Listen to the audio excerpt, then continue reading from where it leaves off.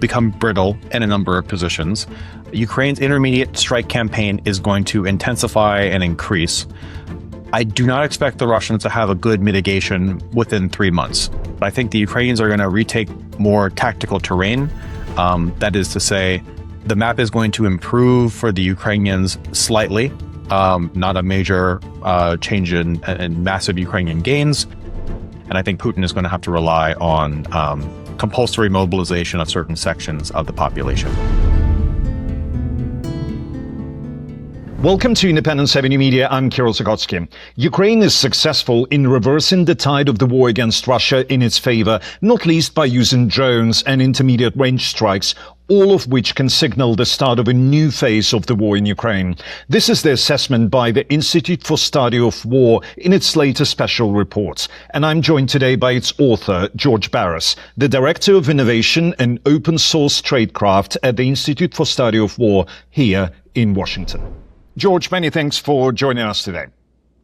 Of course. Well, thank you for having me, Kirill. Where are we now in the war? How is Ukraine trying to change its character? What do you think?